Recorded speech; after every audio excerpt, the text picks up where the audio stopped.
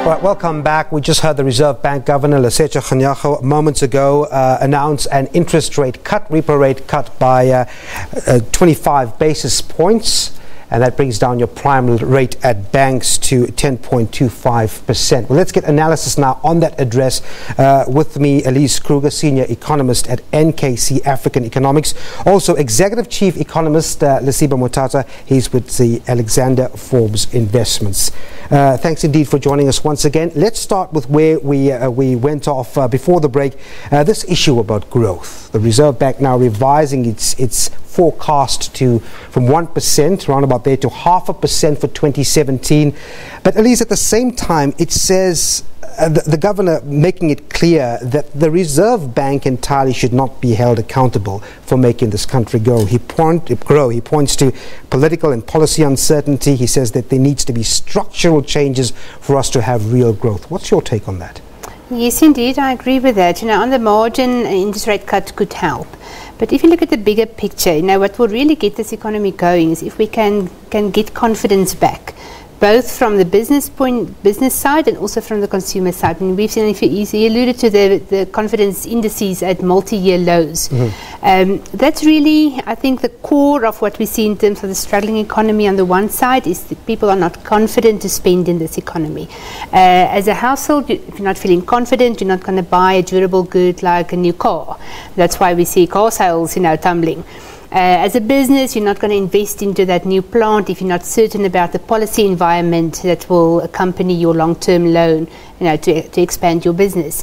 So that sort of inhibition of spending is what is keeping this economy back in a great sense. And how do you change that? That's where you come back to policy certainty and to creating an environment, and that's where the structural change come in from government that makes it conducive for you to grow and to make profit. Because if there's profit, there's tax revenue.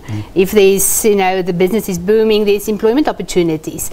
So in a sense, I would almost want them to rather focus on growth as opposed to, restructuring and black economic empowerment goals. Because if there's growth, the rest can follow. But if there's no growth, you would also not be able to attain your empowerment goals. So the focus, in my view, should be on growth. And every single policy that government would consider must have a tick list saying, will this policy actually foster confidence? Will it create growth? Will it create employment opportunities? If the answer is no, then it's not a good policy for South Africa, because we're in recession and we need policies to foster growth. So if one take, for instance, the mining chart as an example, it didn't foster confidence. Actually, it resulted in a reduction in confidence. It's keeping the whole mining sector back. Other sectors are looking at the mining sector saying, if I look at developments there, I'm rather going to sit on my hands for a bit longer, not investing. So that whole, mind change is needed. And for that, we need some positive changes from the government side. Your thoughts, Lesiba, on that? Well, I think growth cannot happen exclusive from transformation. They're one and the same thing, because the quality of growth matters in a country like ourselves, where clearly there's a monopolistic approach in most sectors that are just structurally made to exclude so many people.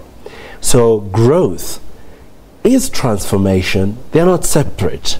They ought to be taken as one outcome to achieve an inclusive economic growth, because the quality of it does matter.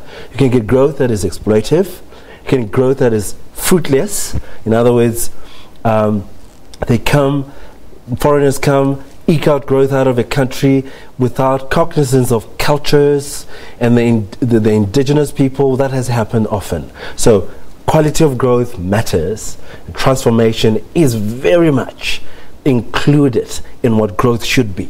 Let me ask you this then. This 0 or 25 basis points cut, who's the biggest beneficiary of this cut today? It's going to be the average South African, who has been met with a wage growth that is less than inflation. Some without bonuses that arrived, some with work hours reduced, some with jobs lost. This will be a relief to some degree, and it's only a marginal contribution that monetary policy can make.